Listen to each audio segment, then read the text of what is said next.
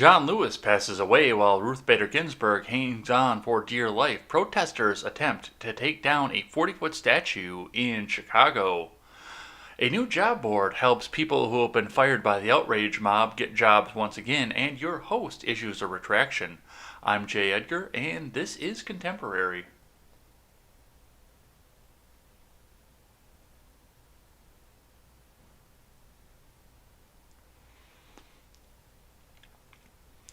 Good morning and welcome back to Contemporary. I'm your host, Jay Edgar. We've got a bunch to get to today. It wasn't as busy of a news weekend as I thought it would be, but there's still a bunch that we need to talk about as we move along here. But before we get started, head on over to freedomscoop.com. Freedomscoop.com is going to be your one-stop shop for all of your news and commentary needs. We've got the generational gap. We've got the breakdown with Birkenhoff. We have got Stephen Ignoramus and all of his iterations. We have got the Freckles of Brit Show, the R-rated conservative, and much more. Come on over and check us all out over there. Pick up some of our swag and help support great creators and help us move along and take out some of the bias in the news. So, we're going to start today looking at the stocks again. Looks like we had a little bit of a tumble over on Friday. Looks like they started out coming down right away from over the previous close and then just kind of held under the line a little bit. So, a bad day on stocks nonetheless, but it does look like we are looking good on futures right now. So let's see what IBD has to say. Another commercial. They love commercials over there. Uh-oh. They may have taken me out for reading their articles too often. I didn't even see that when I started out. Let's see if we can get this to start up again.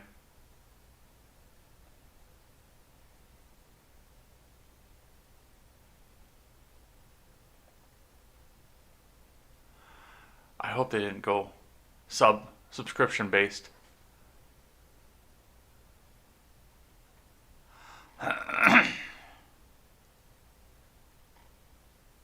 Uh-oh. Well, we will figure that out off the air. That's a little embarrassing to come and figure out right in the middle of everything here.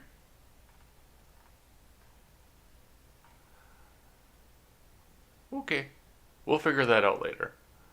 But we'll move along here from the news here. From MarketWatch, Dow futures edge lower as Wall Street braces for busy earnings week.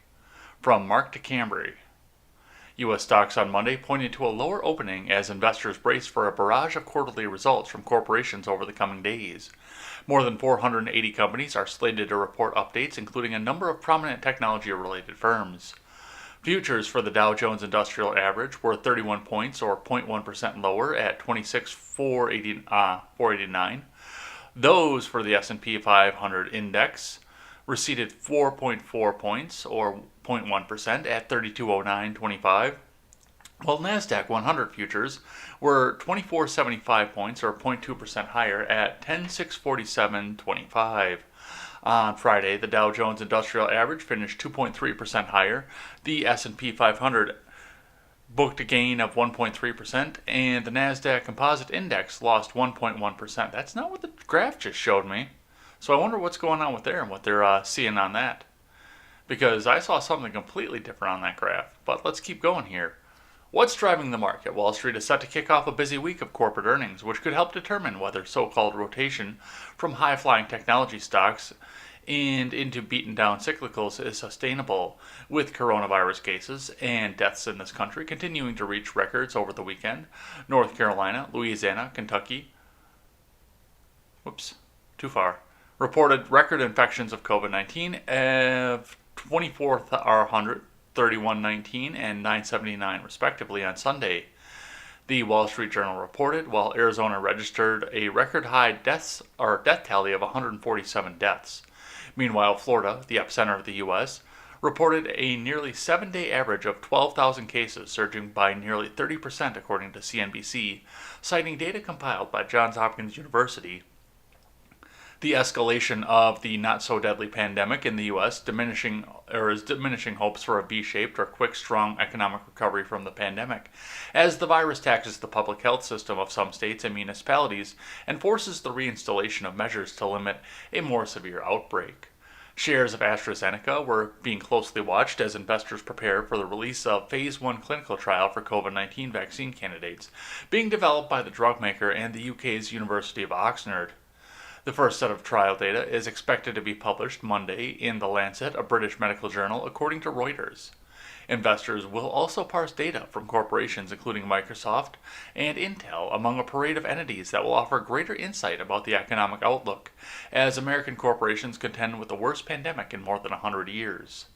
Market participants are also watching developments around stimulus funds here and now in the U.S., with the European Union leaders in Brussels negotiating an unprecedented 1.85 trillion euros, $2.1 trillion budget and coronavirus recovery funds to tackle the crisis. EU leaders were said to be close to a rescue package after four governments, Austria, Netherlands, Denmark, and Sweden, also known as the Frugal Four, appear to be close to agreeing to a split between grants and loans that had stalled talks over the weekend, according to Bloomberg News. So they are going to try and shove this coronavirus thing right back down your throat and make you afraid forever, because they can't open back up until after the election, because if they open back up, the Donald might be out having rallies again and telling people exactly what he wants to do for the next 4 years. And you gotta look at some of this too and think about some of this. First off, California looks for any excuse that they can use to have any sort of draconian lockdown. That's California. That's, of course, what we're going to see out of them. But look at where everything else is surging. Texas, Arizona, Republican strongholds that people are trying to flip over to the blue side. Florida, where the president's next rally and the RNC were supposed to be scheduled. This doesn't seem to be accidental by any stretch of the imagination whatsoever. And of course, you're seeing the outbreaks and upticks in places that didn't have as much of the protesting either. Keep that in mind as well. And yet, the medical officials are not, when they're contact tracing, allowed to ask if you were to any sort of rally or not. So, yeah, there's a lot of funny stuff going on with this, and a lot of people say, well, the rest of the world has a handle on it. Well, the rest of the world isn't trying to unseat an unpopular president right now. So, there are a couple other things at play here. I don't think this is all organic or generic. All right, I have got to issue a retraction as to what I said on Friday, but first we're going to read from 9 and 10 News, so we know what I'm issuing a retraction for. Federal officers face criticism for response to civil rights protests in Portland. From Meredith St. Henry. Civil rights protests continue across the nation, now in Portland, Oregon. The way law enforcement is handling protests is drawing concern from top lawmakers. Federal law enforcement officers were captured on video beating a Navy veteran. The veteran, Chris David, is shown standing with his hands by his sides when police start hitting him. Now David's hand is fractured. No mention on what David did before this. And Portland's mayor, Ted Wheeler, believes the federal response to protests is making the situation worse. People are literally being scooped off the street into unmarked vans, rental cars, and apparently, Wheeler says, they're being denied probable cause and due process. They don't know who is pulling them into the vans. The people are not identifying themselves. So, I went in and I said, okay, this is just a hoax, this is something set up. And there's a part of me that still believes that this is all a setup. This is people just out cosplaying as military personnel. But what the news didn't tell you, and what I didn't find out until after I turned the camera off on Friday, was the fact that as we're looking at this, now, when everybody was out protesting, rioting, and destroying city buildings, private property, and state buildings in Portland, Oregon, nobody said a goddamn word. What they didn't tell you in any of the articles or anything that I read over on Friday was the fact that these people were going after federal buildings in Portland. So yes, that is going to net a federal response. The news story that I read on Friday didn't bother to tell you that they were barricading off the doors in front of a federal building, getting ready to burn the thing down with everybody in there. Not barricading so no one could go in, but barricading so nobody could get out. So, the Border Patrol got up in their gear, and this was some elite version of Border Patrol, got in their gear. And I don't know where they were getting this unmarked thing from. I saw the videos once again, and yeah, big gold letters across the chest that said police. Scooping people up, bringing them in, detaining them, but not arresting them. So no need for Mirandize at that point because they're not under arrest. They're not even being questioned. Just picking them up and putting them back out up on the streets. Long enough to calm them down, essentially. So yeah, there's a lot going on here. And if you attack federal property, it's not non-libertarian to say that the federal government has a responsibility to respond. Now, I've also heard some other things out there, some other people saying that this possibly was an inside thing as well. We have military personnel going out. The video that you saw them just picking some guy up, and he was just totally calmly going along with them as he got picked up because he was an informant that was watching the Antifa protests out there and reporting back to the federal government and the law enforcement agencies as well. So they went out there and they just scooped him up and dumped him in a van to get him out of a hairy situation. There are a whole lot of things that were going on with this, but yeah. This apparently was a real thing. I still have some of my doubts, but after seeing the fact that they were going after a federal building, not private property anymore, now it makes more sense, and now it's not just Trump's little occupying army, he's going to be the law and order guy. This was actually people defending federal property. So, that's my retraction for the day, and I apologize for not getting the news right the first time, but let's keep going on down the road and talk about some more Portland rioters. Watch Portland rioters overwhelm cops, torch police union headquarters from Emily Zanotti. Portland protesters, led by the anti-fascist group Pacific Northwest Youth Liberation Front, threatened police and set a number of fires in the city's downtown Saturday night, leaving Portland police to declare the demonstration a riot.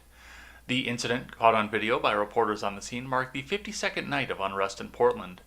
Friday night, federal officers, members of an elite Customs and Border Protection Union, moved in to assist Portland's law enforcement officers in protecting a federal courthouse, one of the rioters' top targets in these past several months. The officers detained several of the protesters Friday night, but were largely absent Saturday night, leaving Portland police to handle the unrest alone. Protesters broke into a building, set fire, and started dumpster fires late Saturday night in Oregon's largest city, Fox News reported. The fire at the Portland Police Association building was put out a short time later, Portland police said on Twitter. The department declared the gathering a riot and began working to clear the downtown area.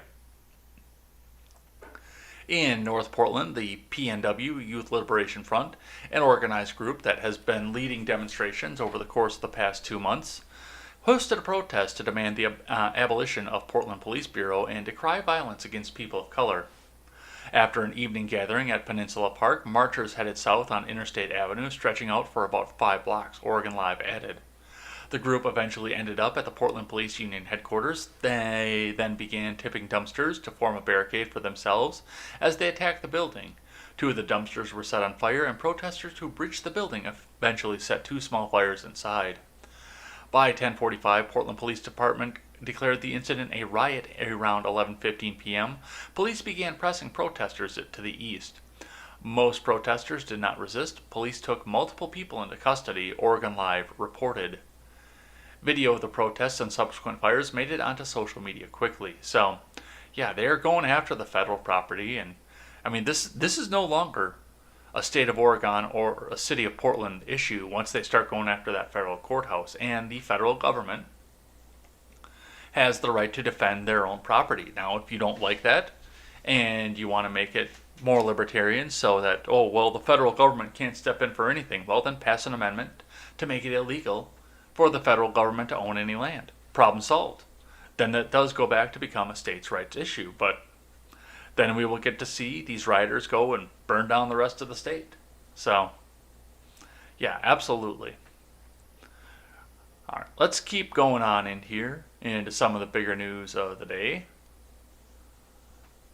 From CNN, civil rights legend Representative John Lewis dead at 80 from Suzanne Malveaux, Lauren Fox, Faith Karimi, and Brandon Griggs. 4 people to write 1 article. John Robert Lewis, the son of sharecroppers who survived a brutal beating by police during a landmark 1965 march in Selma, Alabama, to become a towering figure on the civil rights movement and a longtime U.S. congressman, has died after a 6-month battle with cancer. He was 80. It is with inconsolable grief and enduring sadness that we announce the passing of U.S. Representative John Lewis. His family said in a statement, he was honored and respected as the conscience of the U.S. Congress. Bullshit.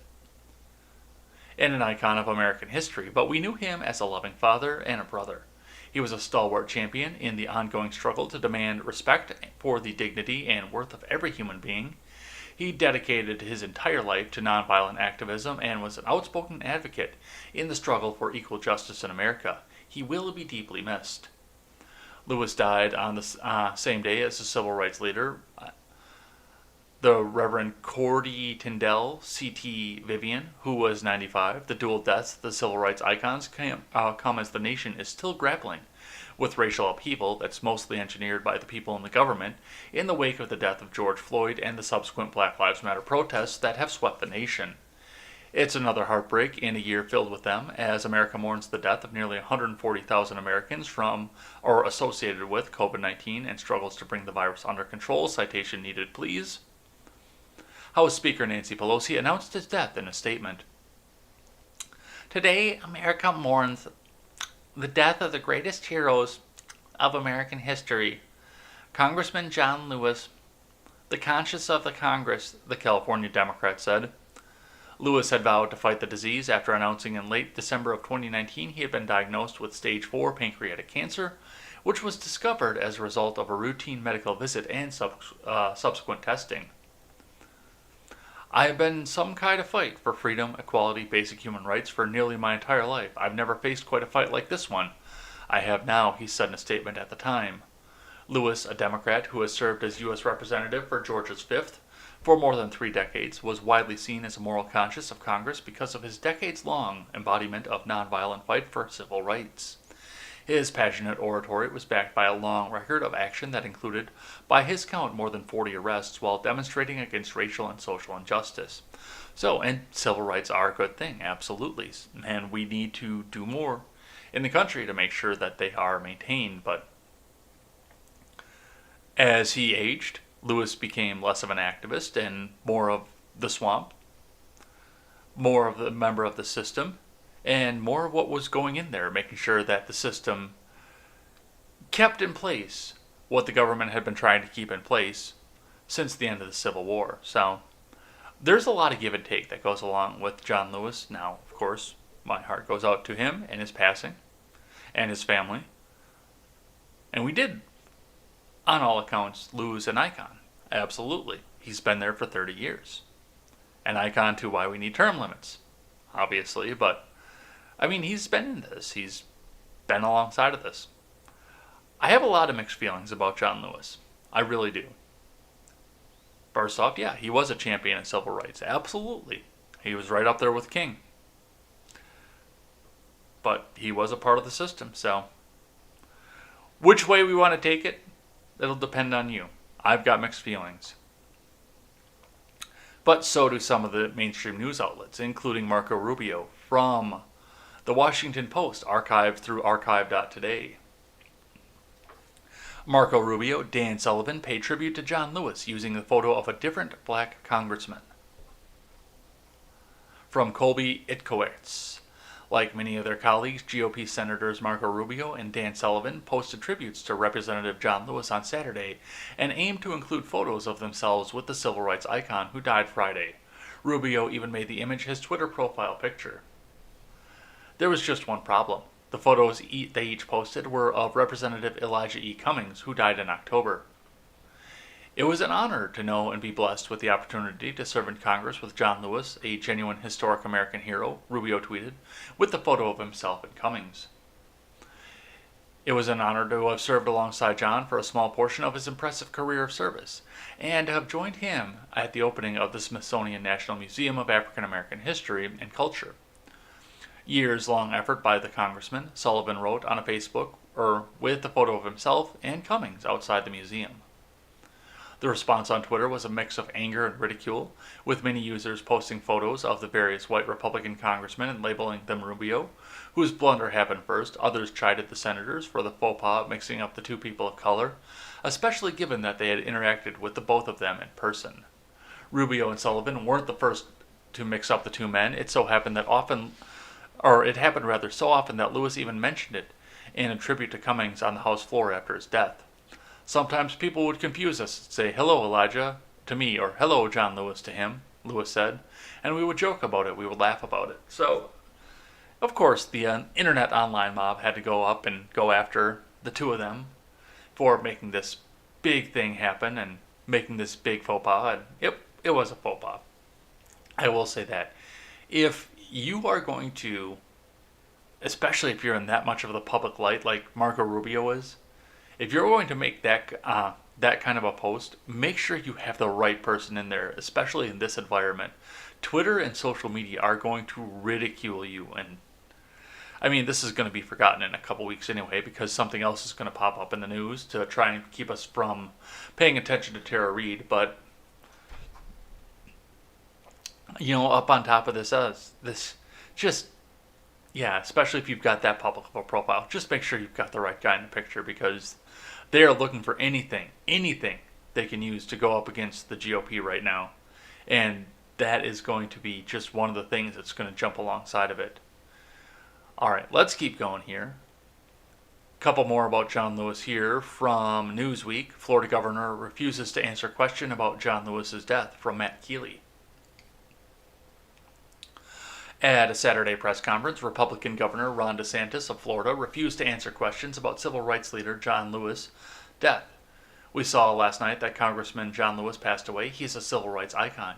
This is happening amidst heated conversation in this country about race, monuments, flags, the unidentified reporter asked, segueing into speaking about a recent vote to remove Confederate Memorial, according to the Tampa Bay Times. All right, yeah, I appreciate the question, but we're trying to focus on the coronavirus. I appreciate it, but I'm not going to let someone ask about it. Do you have a question about the topic at hand? DeSantis interrupted before calling on another reporter. Lewis died late Friday evening at 80 from pancreatic cancer. He was a leader of the 1960s civil rights movement and marched with Dr. Martin Luther King, Jr. in a 1965 protest for black voting rights in Selma, Alabama. State police attacked Lewis and fractured his skull. He joined the House of Representatives in 1985, representing Georgia's 5th District. Lewis famously sparred with President Trump, choosing to skip Trump's January 2017 inauguration, and said Trump was an illegitimate president. I don't see this president-elect as a legitimate president, Lewis said a week before his inauguration on Meet the Press. I think the Russians participated in helping this man get elected and have destroyed the candidacy of Hillary Clinton. So, yeah, there's a lot of stuff going on here, and this guy was an activist, just the same as the rest of them. But he was an activist for his entire life, too. Sometimes activism is good, and sometimes it happens bad, so couple things going along with this as well. But going back to DeSantis and the headline of this, I mean, you got to be able to think on your feet, and it doesn't look like he did very well in this particular instance, and for the most part he has been, but he's got something else going on hand, and they are trying to target his state right now with coronavirus news. So there are a couple things going on with DeSantis right now, and he's got a lot on his plate. I can't blame him for being completely unable to think on his feet. Everyone else would get frustrated too, and nobody thinks about that. All right, let's keep going. Last one about John Lewis. From Fox News. Senate should pass a bill restoring Voting Rights Act to honor John Lewis, Rep. Clyburn says. From Andrew O'Reilly. House Majority Whip James Clyburn said Sunday that if President Trump and Senate Republicans want to honor the life of the late Representative John Lewis, they should pass a bill restoring the Voting Rights Act. I think Trump and Senate leadership, Mitch McConnell, if they so want to celebrate the heroism of this man, then let's go to work and pass the bill, Clyburn said on CNN's State of the Union, in reference to a bill the House passed in December that would restore the Voting Rights Act. Lewis, a civil rights movement legend and longtime congressman, died last week at the age of 80 after a big battle with pancreatic cancer. Following his death, condolences poured in from both sides of the political divide for a man whose bloody beating by Alabama state troopers in 1965 helped galvanize opposition to racial segregation. Senate Majority Leader Mitch McConnell said Lewis was a pioneering civil rights leader who put his life on the line to fight racism, promote equal rights, and bring our nation into greater alignment with the founding principles.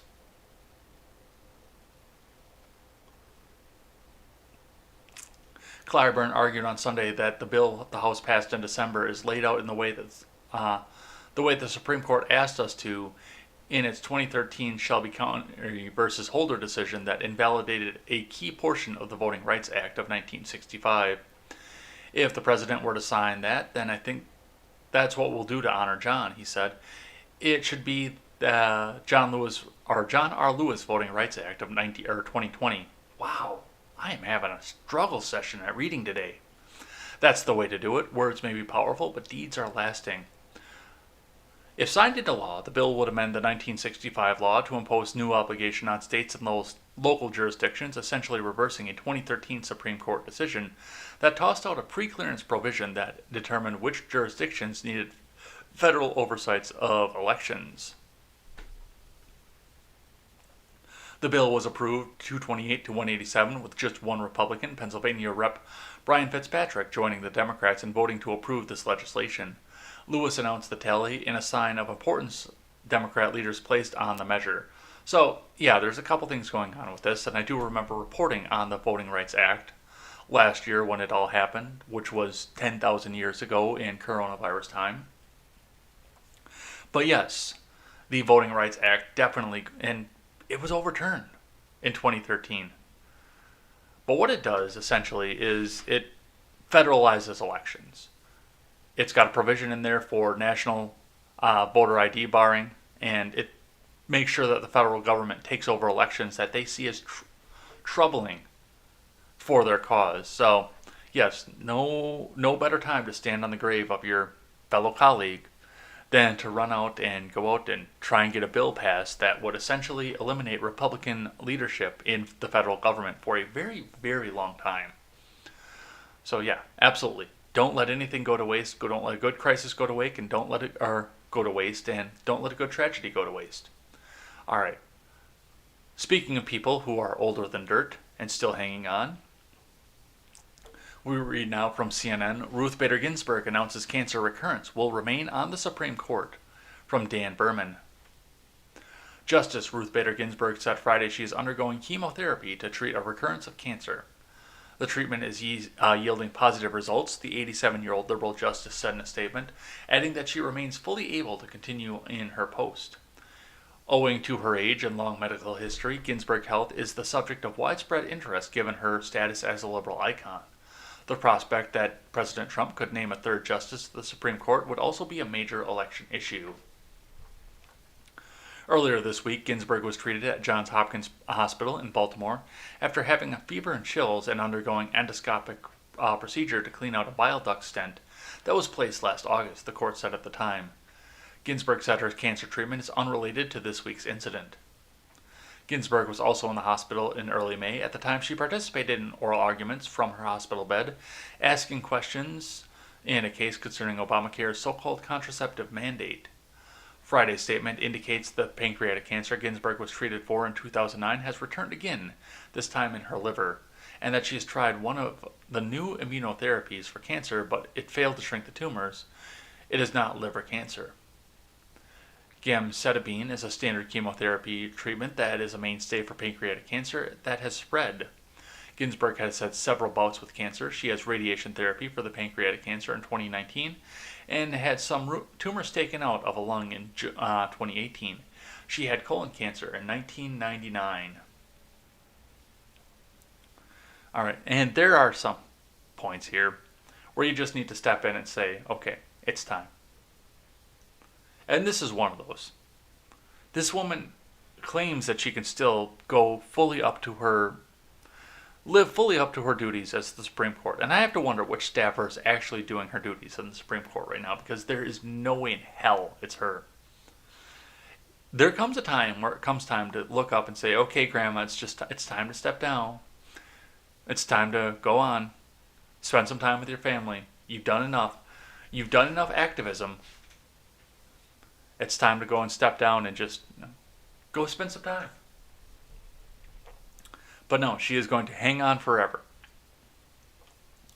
Because she sold her soul to the devil or something. I have no idea what's going on with this woman. But a couple other things that we need to keep in mind here as well. First off, this is a ploy to keep Trump from getting that next justice. Because this is going to be an election issue. And I do think that this is going to wind up being the October surprise.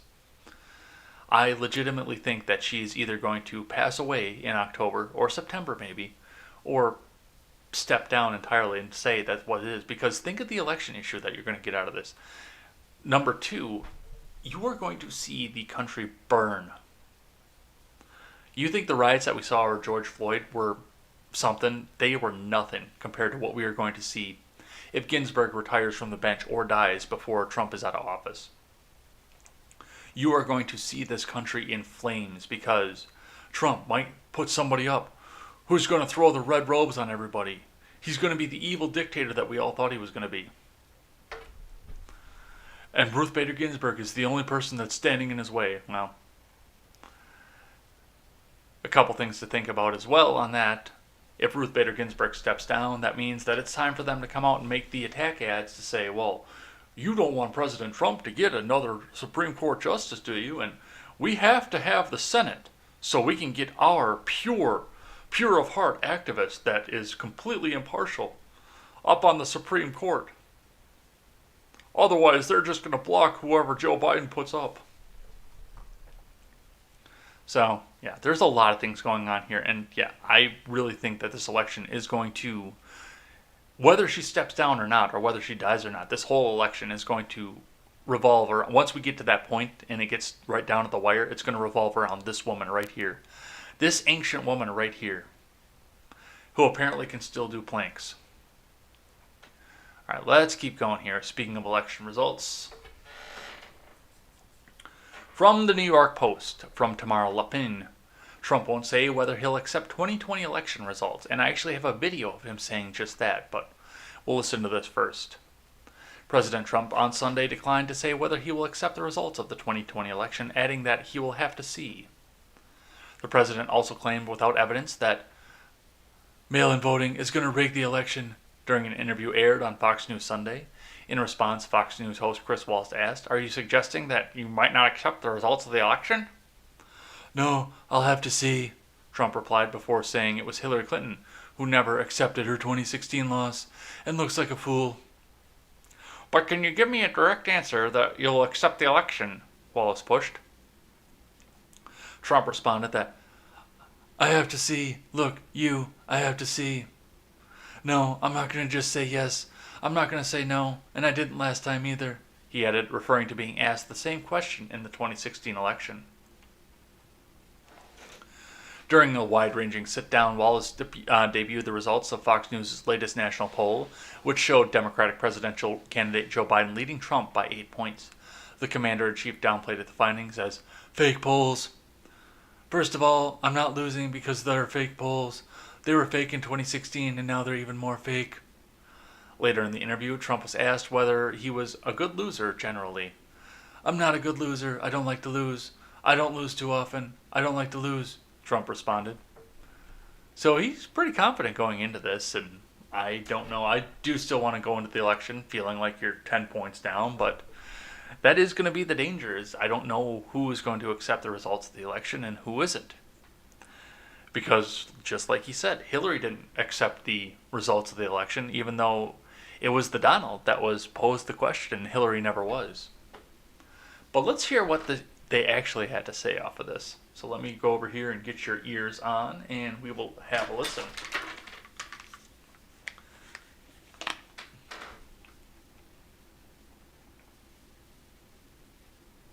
Than Russia, and the European Union has us on a travel ban. Yeah, I think what we'll do, we have them on a travel ban too, Chris. I closed them off. If you remember, I was the one that did the European Union very early. But when you talk about mortality rates, I think it's the opposite. I think we have one of the lowest mortality rates in the world. We're going to take a look. We had 900 deaths on a single day. We will take a look. This week. Ready? You can check it out. Could you please get me the mortality rate? Yeah. Kaylee's right here. I heard we had one of the lowest, maybe the lowest mortality rate anywhere in the world. You have the numbers, please? Because I heard we had the best mortality rate. The case data similarly situated countries, as Dr. Burks points out, and this is number one low mortality rate. I hope you show the scenario because it shows what fake news is all about. Okay, I don't think I'm fake news, but we'll put we'll put our stats on. You said we had the worst mortality rate in the world, and we have the best. The all right, it's a little complicated, but bear with us. We went with numbers from Johns Hopkins University, which charted the mortality rate for 20 countries hit by the virus. The U.S. ranked 7th, better than the United Kingdom, but worse than Brazil and Russia. The White House went with this chart from the European CDC, which shows Italy and Spain doing worse, but countries like Brazil. All right, so that had nothing to do with him refusing to accept the election results, but it was still funny to watch. Absolutely. So, even though this, I got a fake news myself because I thought that video was going to be Trump refusing to accept the results of the election. All right, let's get the live chat back up here and let's keep going.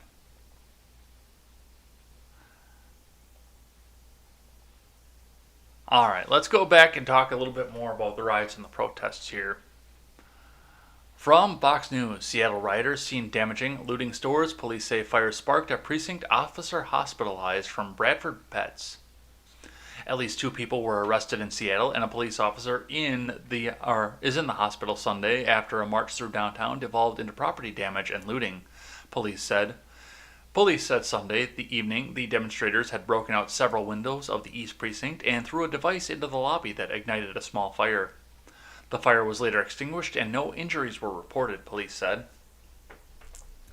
The demonstration started between 2 and 3 p.m. near the intersection of 3rd Avenue and Pine Street. The photo posted on Seattle's DOT traffic channel showed crowds blocking an intersection. Are they going to try this again? Are they actually going to try this again? Because I kind of want to see it. Around 2:30 p.m., Seattle journalist Katie Davis-Court tweeted a video of a crowd of people outside an Amazon Go building. Several people were seen spray painting the building while others tried to smash the windows. Well, that's because Jeff Bezos pays no taxes. Don't you know? Antifa militants and Black Lives Matter rioters are breaking into Amazon Go downtown Seattle, Davis-Court tweeted. The protest has turned into a riot. Seattle police tweeted shortly before 5 p.m. that the crowd had continued to march on Pike Street from downtown and 2 people have been arrested outside the West Precinct. Police said demonstrators had thrown rocks, bottles, and other items at officers, and at least 1 officer had been transported to the hospital. A video clip was posted on Twitter by Elizabeth Turnbull, shows the smashed doors to a Walgreens on Pine before Broadway. Seattle police were working to block off an entrance to Interstate 5 so protesters could not enter, Seattle's King TV reported. Police said demonstrators had gone from Westlake Park to the municipal courthouse and then headed back north to the West Precinct, leaving behind a trail of property destruction. They're going to try it again, aren't they? They absolutely are. And I want to see it happen again.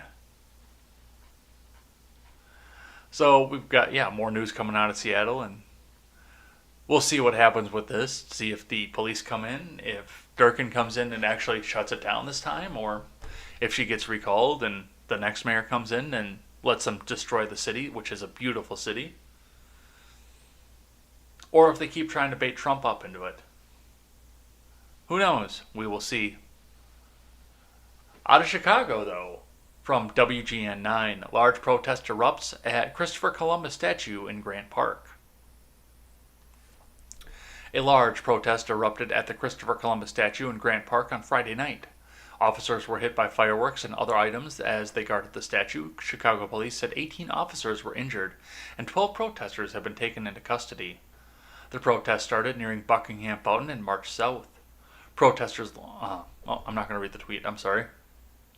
Officers left the statue as protesters attempted to bring it down. They returned to the statue after reports pepper spray was deployed. Chicago police brought in SWAT officers after the group tried to pull the statue down. 4 civilians were transported to the Northwestern Medicine. Their conditions are unknown. Yeah, they're trying. You can see it right there. And that's a big-ass statue. That's not like one of these 6-feet ones like the brass one that busted that dude's head open. This'll kill people if they manage to get it down. And somebody's standing right in the middle of it. This'll actually kill somebody. Several people, but they don't care because the evil Columbus has got to come down. Yeah, look at all that. A 40-foot statue they're trying to pull down with no training as to how to take statues down. And of course, no vote in Chicago as to whether or not it should come down in the first place, but no training as to how to take a statue down. My God. All right. Speaking of statues, Jesus statue beheaded at Catholic Church in Miami-Dade, from the Associated Press via Channel 6, South Florida. Someone beheaded the statue of Jesus Christ in the courtyard of a South Florida church, an act of vandalism now being investigated by the Miami-Dade Police and the Department of Homeland Security. The statue was destroyed between Tuesday night and Wednesday in the courtyard of the Good Shepherd Catholic Church in West Kendall. This was an attack on the church, Mary Ross Augusta, a spokeswoman for the Archdiocese of Miami, told the Miami Herald.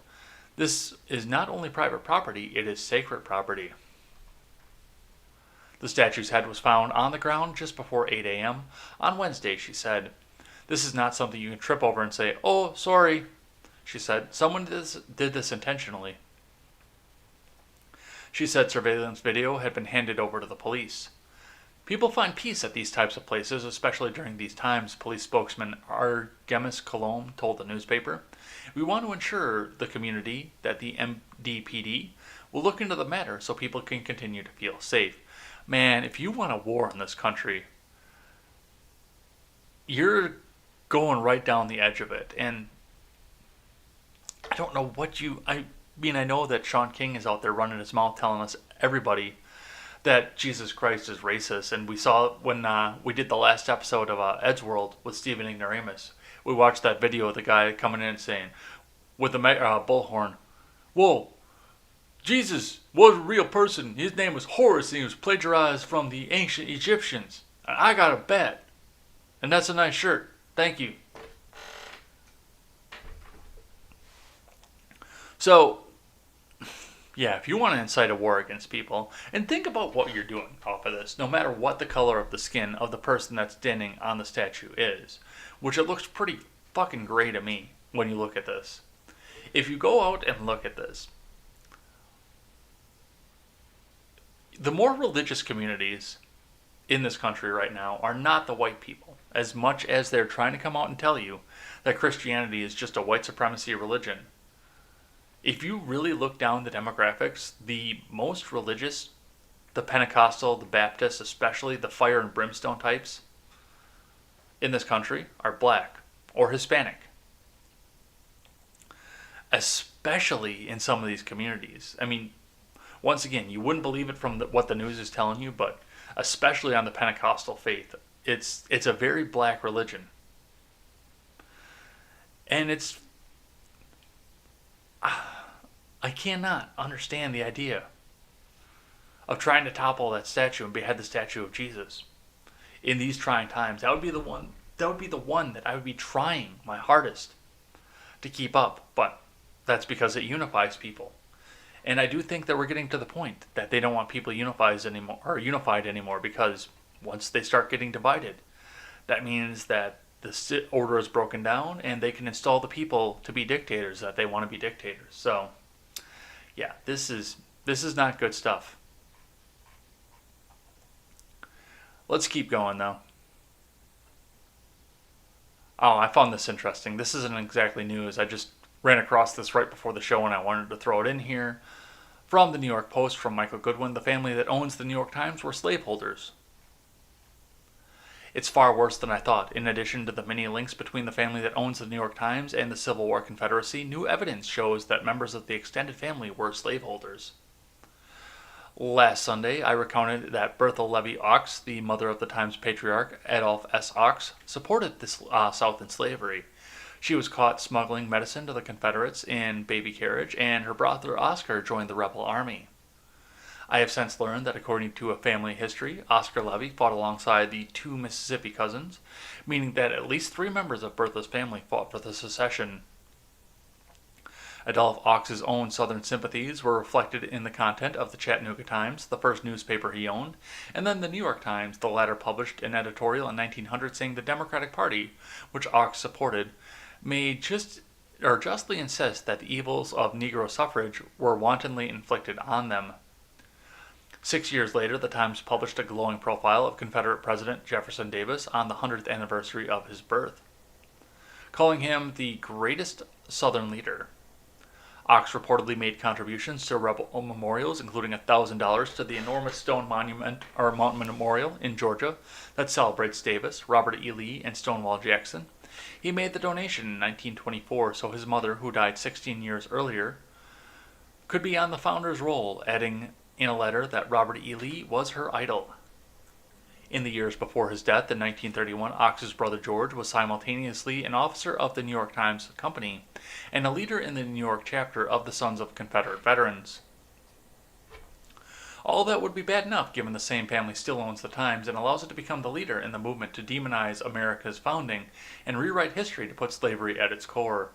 As part of the revisionism, George Washington, Thomas Jefferson, and Abraham Lincoln are suddenly beyond redemption, their great deeds canceled by their flaws. But shouldn't such heartbreaking self-righteousness include the responsibility to lead by example? Shouldn't the Times first clean out the Confederates in its own closet? So, that's where I'm going to stop on that one there. But yeah, absolutely, it does appear that, and we all know it anyway, I mean, the New York Times, who railed against the fact that Mount Rushmore was built on Indian land that was stolen from the Indians, is built on land that was bought from Native Americans for a handful of beads. And they do have slavery and Southern sympathy at their core. So I thought that was interesting. I thought you guys would find that interesting as well. Let's keep going. From the Daily Wire, Keisha Lance Bottoms says GOP governor acting bizarre suggests possibility of sexism from Eric Quintanar. Atlanta Mayor Keisha Lance Bottoms, who was reportedly undergoing vetting for the 2020 Democratic presidential ticket, said that Georgia Governor Brian Kemp is behaving bizarrely and also suggested his recent decision to filing a lawsuit against Atlanta could have been motivated in sexism.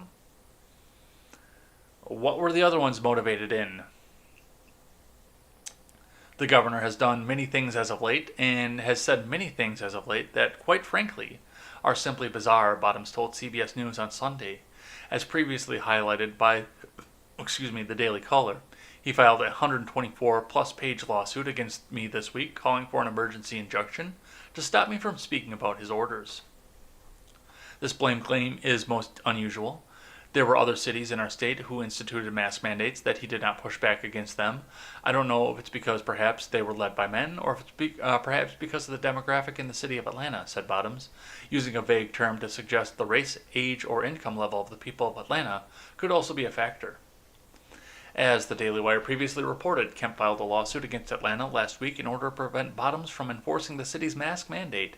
In a statement, Attorney General Chris Carr indicated that the lawsuit was about Atlanta's decision to knowingly enter orders that are enforceable and void.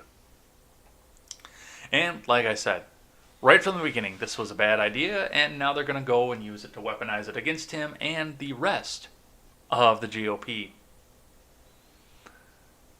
Never let a good crisis go to waste, as they always say, and that's what they're going to do. Not let a good crisis go to waste and use this in order to go and beat up some more people that they don't like. And just imagine what they would be doing to Jo Jorgensen if she made it up onto the debate stage, which I really hope she does at this point. I hope that we see Jo on the debate stage, and I don't want to see Jorgensen get elected. But I really, really want to see her on the debate stage. Just so you can see how unhinged the left is going to get when they are fighting a two-front war, not just a one-front war. Alright, let's keep going here. From CNBC, Fauci holds up New York as a model for fighting the coronavirus. They did it correctly, from Yelena Janova. White House Health Advisor Anthony Fauci has praised New York for its handling of the coronavirus pandemic, saying the state responded correctly to bring its outbreak under control. We know that when you do it properly, you bring down these cases. We've done it. We've done it in New York, Fauci said in an interview with PBS NewsHour that aired on Friday evening. New York got hit worse than any other place in the world, and they did it correctly by doing things that you're talking about, he continued. New York was once the epicenter of the outbreak in the United States, with more than 10,000 new cases a day during its peak in the outbreak in April. The state has dramatically reduced the daily new infections to 776 as of Thursday because the president is not going to hold a rally there. New York is one of 9 U.S. states that has the virus under control because it's a state that is absolutely guaranteed for Biden. According to the tracking project at COVID Act Now, less than 1% of New Yorkers tested for the virus were positive on Thursday, down from a high of more than 40%. Governor Cuomo instituted some of the strictest reopening requirements in the country, insisting that stay-at-home orders remain in place and many businesses remain closed far longer than states that are now seeing surges, such as Texas and Florida, which ironically are both being attempted to flip blue right now. More than 400,000 New Yorkers have been infected with the virus since the pandemic began, and at least 32,463 people have died in the state. New York is scheduled to enter Phase 4 on Monday, the next stage of reopening that allows outdoor activities like zoos, outdoor films, and gardens. Indoor restaurants, bars, museums, and malls will remain closed, Cuomo said on Friday. "I'm so proud of what New Yorkers have done, but we must continue to be on alert," Cuomo tweeted. Yeah. That's what we need to do. Exactly what New York did. Go live up on top of each other and go out and run out into Chinatown and have parades and have all this other stuff. Fauci, just stop. I understand that it's your job to be the most cautious about viruses, but you're not doing anybody any favors right now. Just stop. Nobody cares about you anymore. Let's keep going. Just got a couple more here, and then we'll do something that restores my faith in humanity. Alright, from ABC News, federal judge's son shot and killed, husband injured in attack at their New Jersey home. Judge Esther Salas, who serves on the federal bench in New Jersey, was not hurt. From Josh Margolin and Aaron Katersky. The son of a federal judge in Newark, New Jersey, has been shot and killed, and her husband shot and injured in an attack on the family's home, according to law enforcement sources. The judge, Esther Salas, was not hurt. Francis Mac Womack, the mayor of New Brunswick, New Jersey, tells ABC News that the judge's son has died. The condition of the husband was not immediately known, Middlesex County prosecutor Yolanda Cichon told ABC News. The judge's son opened the door and was immediately shot, sources said. He was shot through the heart, Womack said. The son was a freshman at Catholic University. The judge's husband was then shot multiple times, according to sources. The suspect remains at large, the law enforcement official said. Investigators have preliminary information that someone dressed as a FedEx driver arrived at the family home in New Brunswick about 5 p.m. Saturday, according to multiple law enforcement sources. The mayor said investigators are now trying to get a hard make on the vehicle and try to track the suspect. As a judge, she has threats from time to time, but everyone is saying that recently there have not been any, said Womack, who was personal friends with the judge and her husband. The investigation is being led by the FBI, which declined to comment. I don't know. No, they didn't say it on this particular article. But there's a reason that I put this in here, and it's not because some Latina judge was shot in New Jersey. This is one of the people that was going to sit on the bench for the hearing for Ghislaine Maxwell. This is somebody that was going to be sitting and hearing arguments about Maxwell. This was a federal judge in the district that Maxwell's going to be tried in. So, this was a statement. This was a statement. Absolutely. Epstein didn't kill himself, and Maxwell is probably going to. Alright, let's keep going here. I got one more, and then we'll do something that restores my faith in humanity. From Fox Business, Cloudflare outage impacting major websites wasn't a cyber attack, company says. Okay. From Thomas Barabi. A global outage impacting web security provider Cloudflare and its clients was not the result of a cyber attack, the company said on Friday.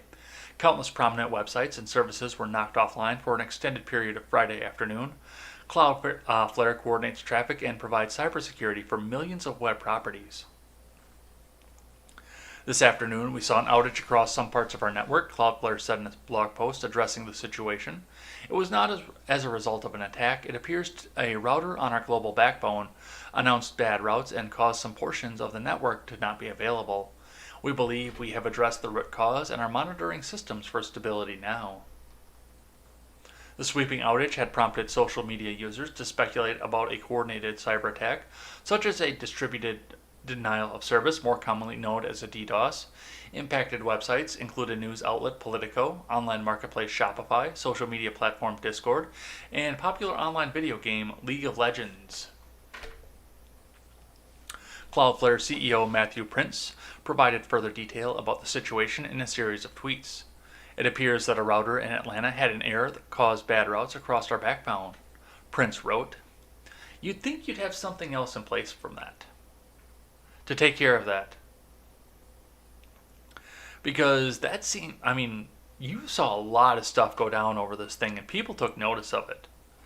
So you would think that there would be some sort of failsafe to make sure that if one router went down, you'd have something else to jump up in its place, but apparently not. The internet issues arose days after hackers took control of Twitter accounts of a number of prominent leaders in business and political, in an apparent bid to steal Bitcoin from their unsuspecting followers. The attack prompted Twitter to lock down the affected accounts and take a number of steps to secure its platform, including limiting activity for verified users for a period of time." Oh my god, yeah, that attack was just nuts.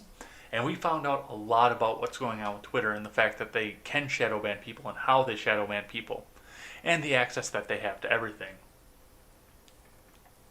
So, my god, there's a lot of moving parts on this. Absolutely are. But they say that it wasn't an attack. It was just bad technology going bad.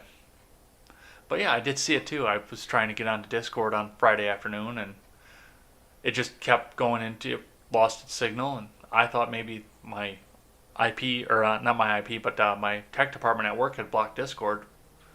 But apparently that wasn't the case, and it was actually on Discord's end because of Cloudflare. So it did affect me. I did see it very briefly. They fixed it very quickly, but yeah, that was quite the thing. All right, and that is it for news. So from here, we're going to go on and do something that restores my faith in humanity. So this came to my attention because of this tweet here from Angela Giroz. "Excuse me, let me be very clear. This is not okay." Responding with a screenshot, not necessarily going in and retweeting it, but with a screenshot that from Karlin Borisenko on Parler, mine's Gab at Karlin, at Dr. Karlin B. "Someone has created an unwoke job board specifically for companies to hire people that just want to work and not be activists, and it's awesome."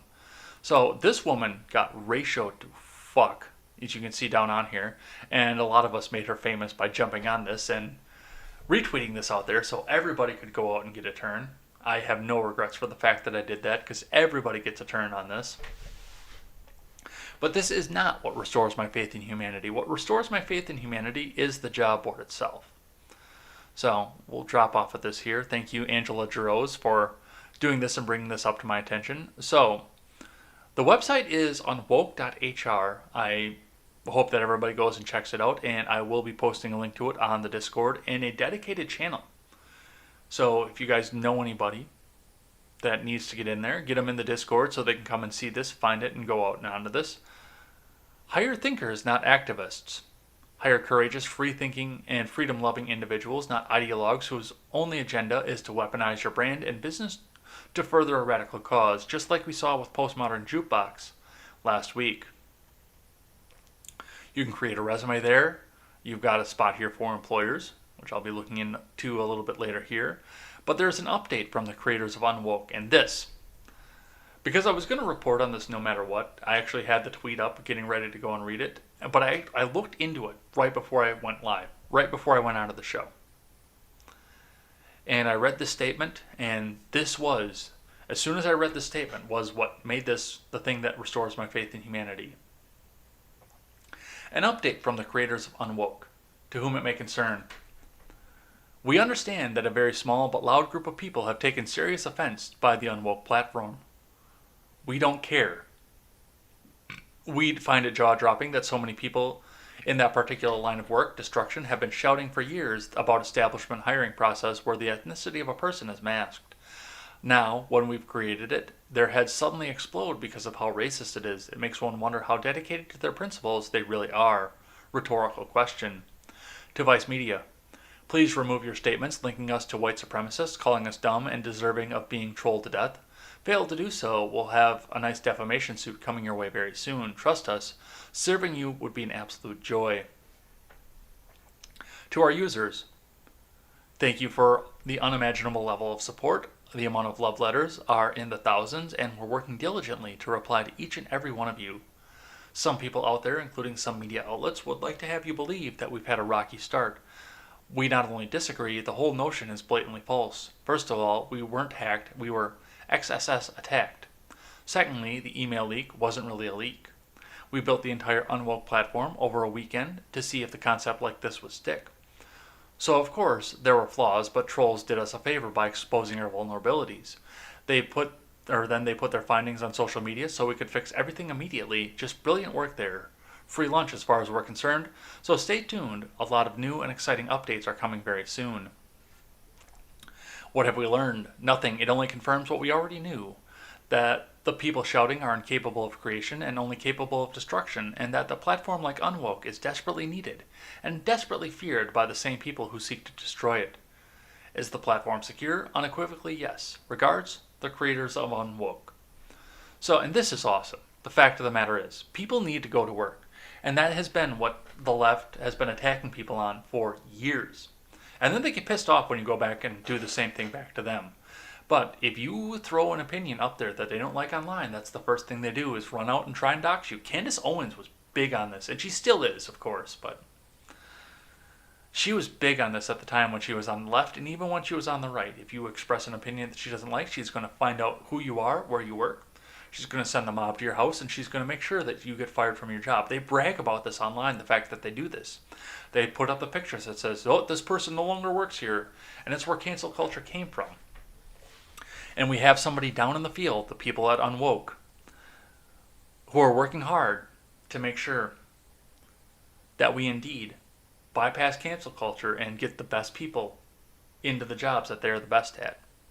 So this right here, this little website, restores my faith in humanity. And thank you to the people of Unwoke. And that is going to be all that we have for the day. So stick with us here. I'm going to go head on over and watch the Daily Ignoramus for a little while I make breakfast. So hang out with us over on the Freedom Scoop Media Group once again. Otherwise, we will be back here later on tonight with the Red and Ed Show.